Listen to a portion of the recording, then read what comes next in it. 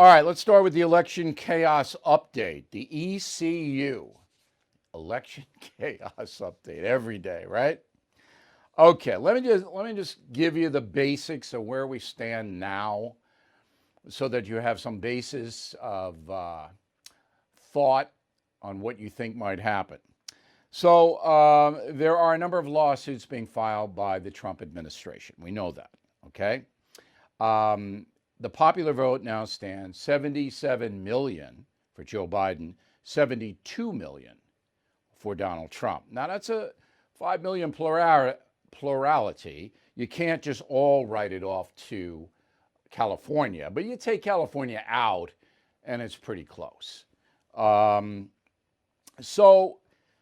a poll from Politico, it's not accurate, but I'll give it to you anyway, says 70% of Americans don't believe the election was free and fair.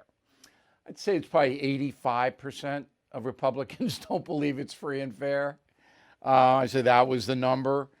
And then there's another poll, and Reuters, which is a news service, and Reuters has been wrong every poll they've ever done. So I'm only giving you this for what they call amusement purposes.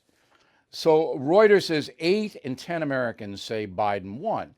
Well, if 70% of Republicans believe it's a fraud election, which is what Politico says, then how can 80% say Biden won? Because the fraud people were going, well, we want it adjudicated.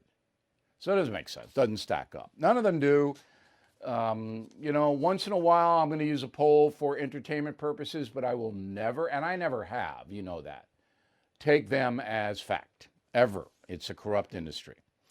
So the new lawsuit today is filed in federal court by the Trump administration, and it says that Michigan, all right, should stop its certification of the election. Now, in Michigan, Biden won by 145,000 votes.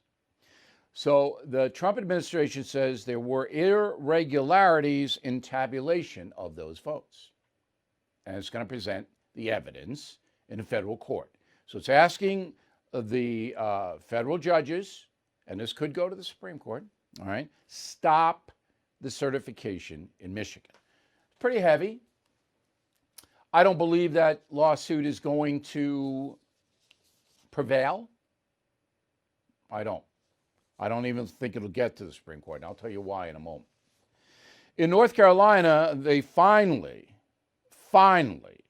have certified a winner, and that is Senator Tillis.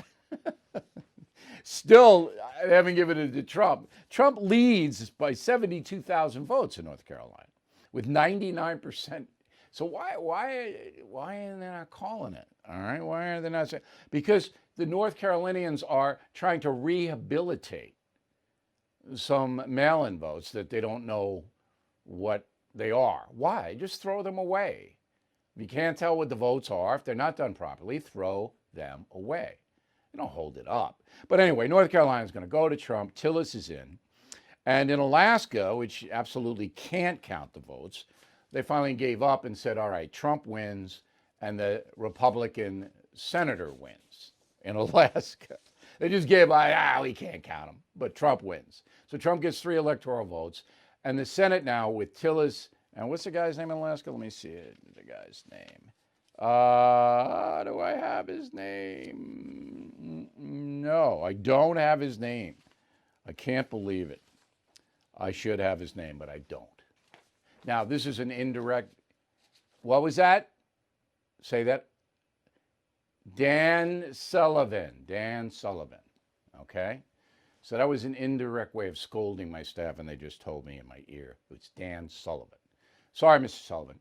Anyway, that puts it at 50-48 in the Senate for the Republicans. I predicted on Sean Hannity's radio program today, and you should really listen to that. It's pretty funny. I know we're living in funny times. We've got to have a sense of humor about something. I predicted that the Georgia 2 senators will be Republican on their vote in early January. And I've gone over that. I'll go over it again briefly, but I think I'm right here. Okay, Arizona, they still can't get it all together there. There's 12,800 votes separating Biden, who's ahead, from Trump, right? And they say 99% is reporting, but they really don't know. And come on, you guys got to get it together out there. Arizona, Nevada, Alaska, come on. All right, so 12,800, I mean, that's this. I don't know what they're going to do in Arizona. The AP they told me, just called Alaska for Trump. I don't know, he gets it. Nevada, Trump's not going to win in Nevada. They don't know what they're doing in Nevada. They're still only 95% reporting. They don't know. They can't do it. They're asleep. I don't know. But Trump's not winning that state. Now, there may be a lawsuit there. There's a lot of shenanigans allegedly happen in Nevada. So at this point, it's all about Pennsylvania. And this is very important. The only chance that President Trump has in retaining his job, the only chance, is if the Supreme Court rules that all the votes cast after the polls closed on November 3rd in Pennsylvania are invalid. Because that's what the state law says. So the Republicans have a case. And to prove it, there's already been a ruling by the Supreme Court, and I've mentioned it. Justice Alito said every vote that came in after the close of poll on Election Day has to be segregated. Why did he do that? Because there's a possibility they all will be thrown out. And if that happens, then Trump wins Pennsylvania. Now, still wouldn't be enough unless something happens in Arizona. All right? But that's the only chance. So what the Trump people are going to do is they're going to go in and they're going to say, state law specifically says Election Day is it. And judges, not the legislature, which makes the laws, as you know, in states and feds, judges extended that deadline, and it's illegal. And you, the Supreme Court, have to rule it so. Therefore, all the votes that came in after Election Day are out. Only hope Donald Trump has. That's it. Now, you can say they wouldn't let people in to verify. You can say computer glitches. You can do all of that. But that's not going to hold up the transition of power. It will not. They're not going to get a stay on that. But there is a chance the Supreme Court would hear the illegality of the Pennsylvania judges extending. They've already heard a case, and it was 4-4, so it went back. Okay? They've already heard a case in Pennsylvania. The judges know there was shenanigans, word of the day, going on there. So those of you who are holding on to hope, it's very slim, but there it is. So if you want to listen to all the other people tell you about voter people monitoring and this and computer that and all right, you're an American citizen, you can do what you want, but that is not going to be enough. Pennsylvania could be. So on October 29th, I told you something that I knew was going to be a factor in the vote. Roll the tape. You take California out of the equation, Trump overwhelmingly will win the popular vote. And I believe that Donald Trump will carry 70% of the individual counties across the country, 7 out of 10. Now, mark that down. That doesn't mean he's going to win the election, all right, because there's so many electoral votes that Biden just has in his pocket. All right, did you write it down? You want to know how many counties in the United States of America that Donald Trump won? 79%. I said 70, 79%. He won 2,497 U.S. counties. Joe Biden won, ready? 477 counties. 15% for Biden, 79% for Trump. And some of those counties aren't in yet.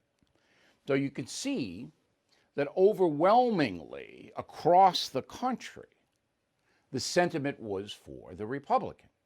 But because the cities are so large, they all went for the Democrat. Okay? So I knew that was going to happen, and I was right, and I'm pleased to report that to you tonight. By the way, the vote count in Pennsylvania is 47,566.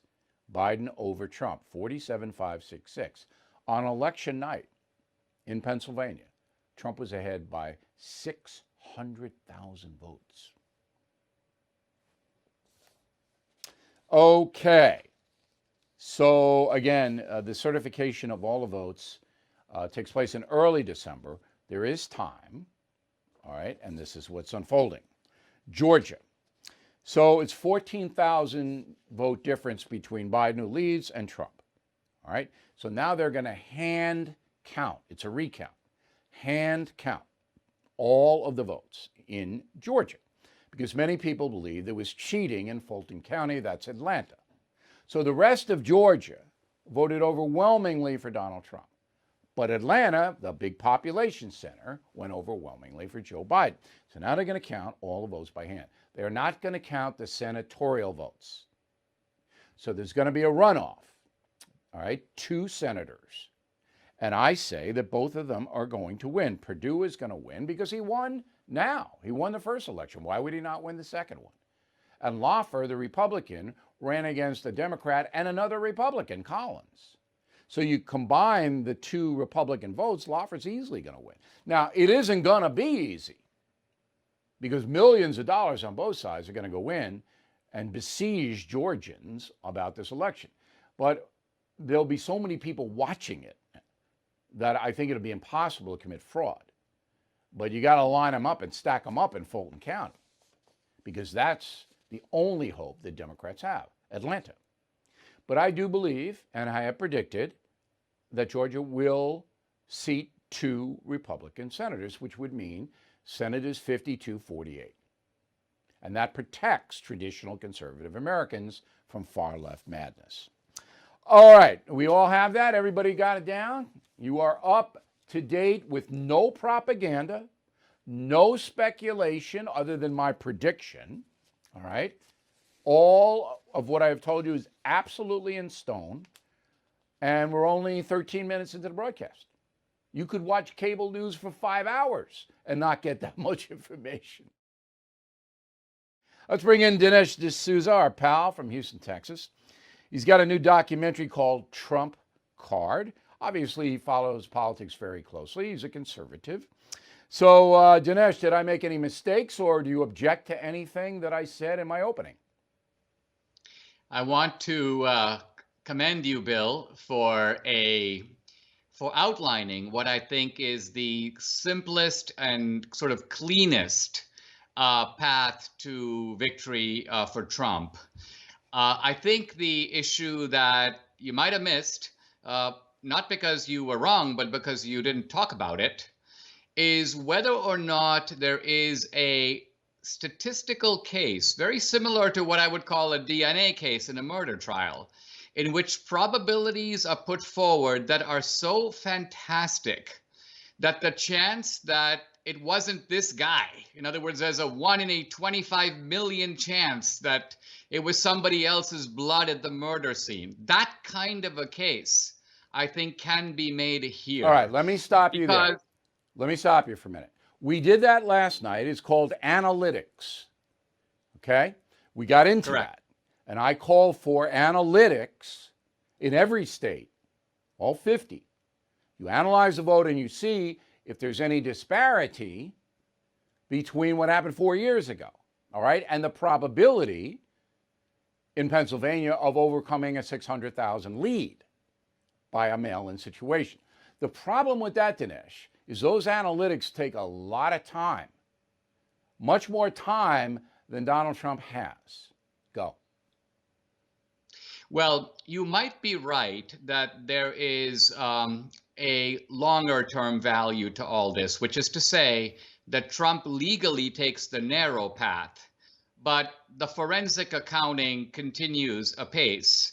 And this helps to fix the system down the road. Down the road, because, okay. Yes, okay. because but a lot of people are holding out false hope a lot of Trump voters, they have false hope that there's going to be some magic pill that comes in. And the Supreme Court, they're not going to look at circumstantial evidence, which is what analytics is. It's circumstantial. You can't prove that there was fraud unless you have evidence, even if the analytics are off the chart, which I suspect in Michigan and in Pennsylvania, they will be. I think the analytics are going to be off the chart in those two states. But I don't think the Supreme Court judge is going to overturn a national election based on that. Do you? If I were the Supreme Court and I were to see the following pattern, in other words, that right through the election, Trump is performing a little better, as he was, than the Republican candidates who are on the ticket. And then somehow magically post-election, not just the Democratic mail-in ballots came in, but Trump takes a nosedive while the other Republican candidates continue apace. This would be so surpassingly strange that I would order a re-examination, an auditing, and a recounting of all the votes in those states. The reason being that it is the very basic integrity of democracy that's at stake. If someone could engineer a scam this one time, there's no reason to believe that they wouldn't keep doing it if they get away with it. You make a very fascinating point. What effect does a 5 million popular vote lead have in any court presentation? Because the Democrats can go, hey, this is all a bunch of bull. Our guy won by 5 million in a popular vote. I mean, that's a significant win. What effect do you think that'll have? None at all. That is silly. I mean, that would be similar to some guy going at Wimbledon and saying, listen, even though Federer won by 3-2, Federer just won 6-4 in the 3 sets, and the other guy won 6-0 in the 2 sets. Therefore, the other guy had more overall points, and the trophy should be awarded to him. That's simply not how the game is played. All right. Okay. So appealing to some other standard is meaningless. Okay. But you know, judges are prone to psychological and emotional decision making as well. And I can guarantee you the 3 liberals on the Supreme Court are never going to vote in favor of Trump in this election. All right, let's talk about your doc. Trump card. You can get it at Target, Walmart, Amazon, everywhere. So if people invest the time and the money to watch this, Dinesh, give me 2 very important things, 2, that they're going to learn. The real theme of the movie is socialism. It's based on my book called United States of Socialism. And in a weird way, this documentary is more timely than ever because I think if Biden and Harris make it, they're going to be moving us in the socialist direction. Now, Biden says, you know, I beat the socialist. But the simple fact of the matter is if you think of the free market at one end of the spectrum and socialism at the other, it's quite obvious that all the Democrats are pulling in the socialist direction. So what the film does is it outlines the very new type of socialism that the left is promoting, not actually the old socialism of Mao and Lenin and Stalin, but a distinctive type of socialism. It examines what that means, and it shows where we're going if we put these guys in charge. All right. Specifically, what one thing in your documentary is going to matter to the folks? Gosh, well, let's just say that the documentary spells out that socialism today is not just about economic confiscation. If you read Marx, he talks all about the class divide between the rich and the poor, the capitalists and the working class. But today's socialists care more about abortion than the minimum wage. They care more about the transgender bathroom than they care about, say, universal basic income. So socialism here is not just about taking your money. It's also about imposing a kind of conformity across the whole society. And that's just not a future specter. That's happening now. Happening right now. Look at all the, right? Yeah, look Absolutely. at all the people who are trying to punish people who work for Trump, get them fired, make sure that they won't have gainful employment. Totalitarianism. So this is a threat to our basic civil liberties. Okay, so the doc is Trump card. Hey, Dinesh, thanks for taking the time today. Really appreciate it. Now, there's an intense blowback against all of this on the part of the Democrats and their media allies. All right. So there's some very, very irresponsible things being said. Let's start with the Michigan Attorney General, a fanatical Democrat named Dana Nessel. He told the press this, quote, "Really, the themes that we see persist. Black people are corrupt. Black people are incompetent. Black people can't be trusted. That's the narrative that is continually espoused by the Trump campaign and their allies in these lawsuits." So because Trump administration is challenging Michigan and the way they handled the election, they're racist. All right. South Carolina Congressman Jim Clyburn upped that. Roll the tape. And then I've been telling people for a long time now, I'm beginning to see what happened in Germany back in the 1930s. I never thought that could happen in this country. How do you elect a person president, then all of a sudden give him the authority to be dictator? That's what we're teetering on here. That's what Hitler did in Germany. No, with all due respect to the congressman, he doesn't know what he's talking about. I'm going to send him a copy of Killing Patton. Maybe he can then digest what really happened in Germany. I think I'll throw in Killing the SS too. So there's no dictatorial pronouncements. The Trump administration is using our legal system as it has a right to do. And the congressman is just bloviating. Oh, it's Hitler. You know, this is just dumb. Again, with all due respect to Mr. Clyburn, who has had a distinguished career in civil rights, it's just dumb. But the media loves this. You didn't see the CNN guy go, "Oh no, I might be overstepping it." Oh no. More. Give me more Hitler. Can you throw in Mussolini? How about Attila? Can you throw him in there? Unbelievable. Now I want to know what happened in this election, and I bet you do too.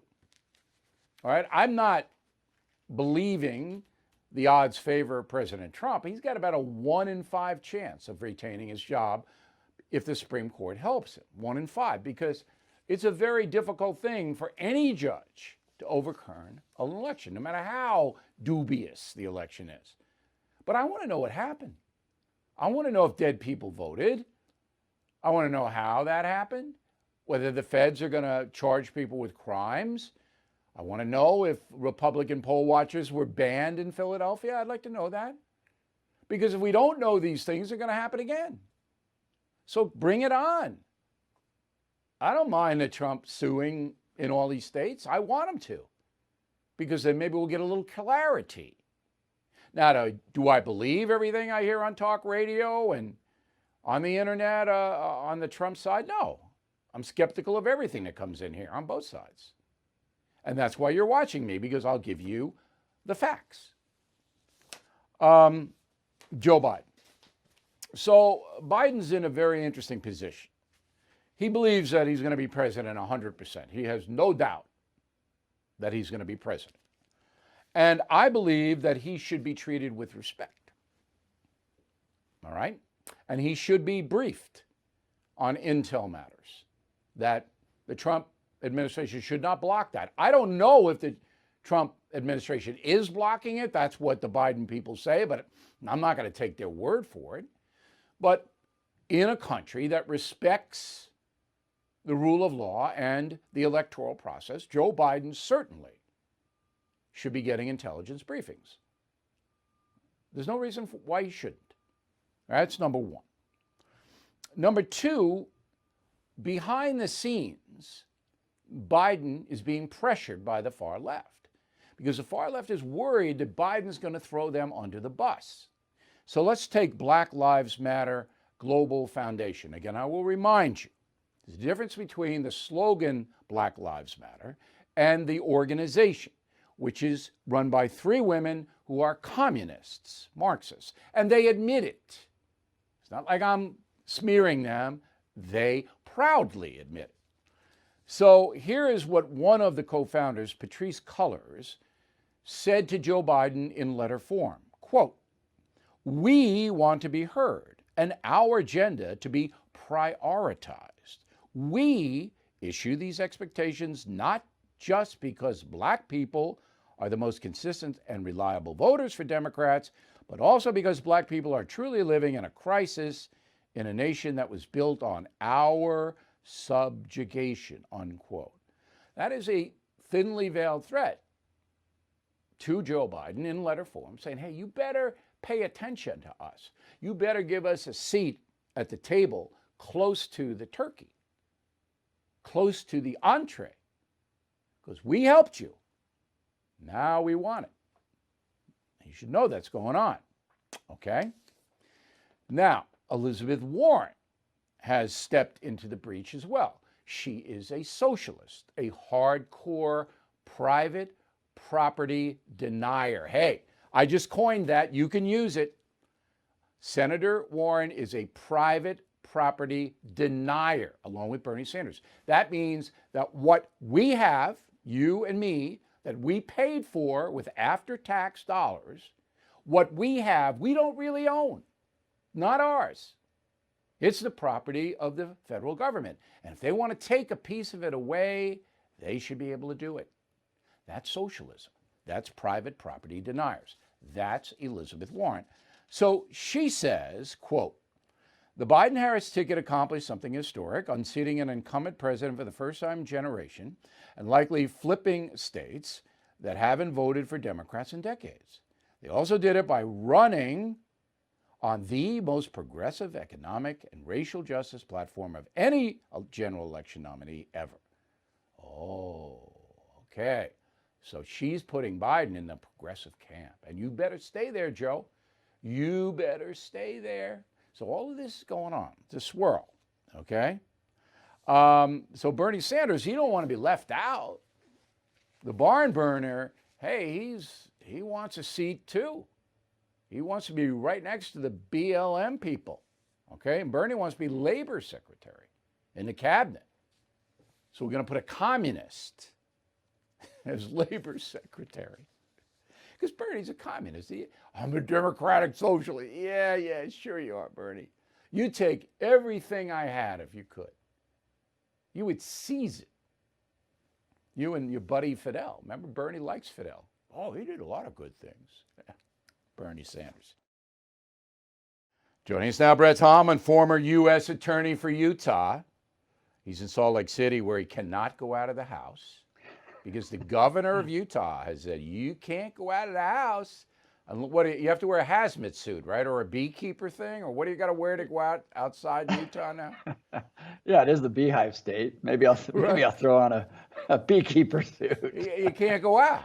So you can't go out. I mean, it's COVID, and I'm going to get to it later on. But I feel sorry. Can you put your head out the window? Is that allowed? Can you do any of that? How ridiculous! I mean, it's an unconstitutional mandate coming from a red state, Republican state. Of course it is, but we'll get to it in a minute. All right, so I just scorched the Justice Department over Durham. Am I unfair? No, I mean, the Durham report should have been out. I spoke to a current high-level DOJ employee who is in communication with AG Barr and others, and he said it's moving at glacier speed. Very, very difficult to hear that when it is such an important issue. So I think you're fair on that. So I don't think we're going to see it. Yeah, I mean, he risks throwing away all the work that has gone into this, and there should have been indictments already. Will there be? They better hurry. So why doesn't Attorney General Barr hold a press conference and explain where we are in the process of compiling information?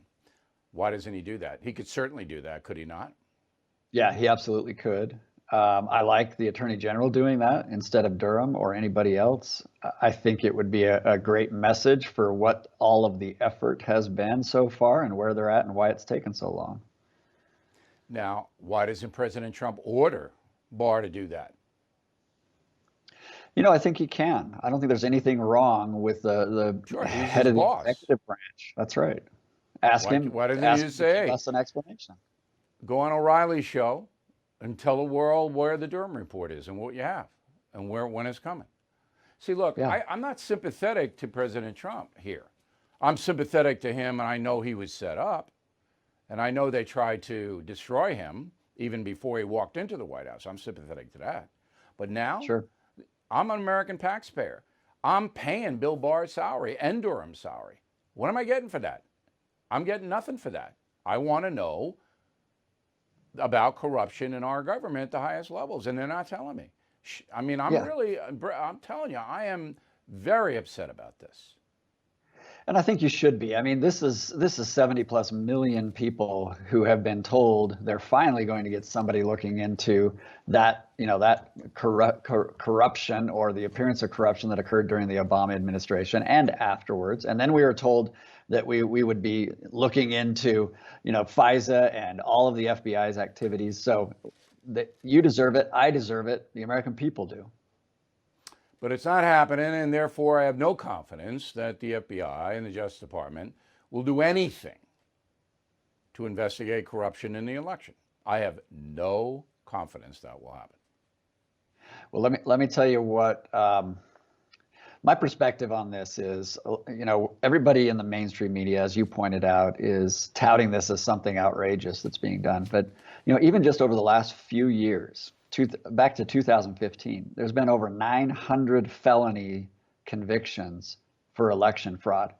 And many of those convictions were activities that you are seeing outlined in the affidavits. And then you have issues like, let's look at the 25,000 registered voters all at the same time in the nursing homes. I want to know more about that. I want to know more about the 405,000 votes that apparently only voted for the presidential race and not any of the other races. I want to know what that's about. So we're not going anywhere. We don't need to be concerned that DOJ is looking into this as a country, but we should get results quickly, and I hope that AG Barr understands that. I'm not sure he understands any of this, and I don't know why. Everybody asks me why. I don't know. I don't know Barr. I never even talked to him. He looks like an honorable man, but I don't know. Now, when you were U.S. attorney in Utah, did you have to deal with reporters? Did you have to do Q&A Yes. with them? Yes, all the time. Have you ever seen anyone like this Paula Reed at CBS who gets on there and says, unsubstantiated allegations? Why would they investigate unsubstantiated allegations? Well, how do you substantiate if you don't investigate? Did you ever get anybody? Right. Doesn't she watch Law and Order? It is outrageous. She's making a determination. She's ignoring the fact that there are individuals who are under oath attesting to things. And then for her to make those sort of statements, I was speechless when I heard that. I couldn't believe it. But she doesn't watch Law and Order, I guess. Like maybe we should get her a cable subscription. Because here's what you do. Somebody accuses somebody, and then the police agencies then you go look out into it to see if there's any verification of the accusation and allegation, to see if there's any proof. You don't just go, whoa, there's no proof the guy punched him in the stomach. Wait a minute, wait. Maybe somebody saw it. You have to go out and try to find it. No, there's no verification. There's evidence. I mean, this is CBS News. You would think there'd be one editor because when you're a correspondent, you have to submit your scripts. It's not like me where I can say anything I want because I run my own news agency. When you're a correspondent, you write your script and you submit it. And the editor looks at it and goes, well, wait, you're saying that you can't investigate unverified accusation? Well, then how would you ever prove anything? So that's right. I'm sitting there and I'm going, this is beyond dumb. Now we're into another region. A region that on a national level I have never seen before. Yet it's accepted. Oh, thank you very much, Paula. And now we'll go to the weather. It's like, if I'm the anchor and I do a Q&A with that woman, it's not going to be good. Anyway, your voice, the independent voice, is so needed right now, Bill. So I'm glad people are flocking to your site. I hope they'll continue to do that. I've heard you be critical and of the right and the left. That's what we want. We want fairness in the reporting. And so, look, my hat, I tip it to you and others that are maybe discovering that. Well, we'll never do any of that stupid stuff. You don't have to agree with me. I don't want you to agree with me. But we back up everything we say, Brett. And we have good guests like you, and we appreciate you taking the time. Be careful. Thanks, Bill. I hope you get enough fresh air out in Utah. Okay. And I'm going to get the explain why Brett beekeeper can't suit. go out of the house now. All right. All right, let's go to the vaccine because this is out of control and it's influencing. I had to change my Thanksgiving plans because the COVID thing here in New York is starting to rise again. It's crazy. And I can't expose my guests to any, if there's a 1 in 10 chance, I can't take it. So it was hard. I mean, I was really angry last night. Oh, geez, frustrated. So this COVID thing is just roaring through the country again. But the good news is that there is a vaccine, all right? The bad news is that Pfizer, the maker of the vaccine, sabotaged Donald Trump. Now, you think that's too strong a word? Not. Pfizer sabotaged the president. It had the vaccine and the conclusions that it worked before the vote, but didn't put it out until a week after the vote. So let's start with why that happened, all right? This was said by President Trump in the State of the Union last January. Roll the tape. One of my greatest priorities is to reduce the price of prescription drugs. In many other countries, these drugs cost far less than what we pay in the United States, and it's very, very unfair.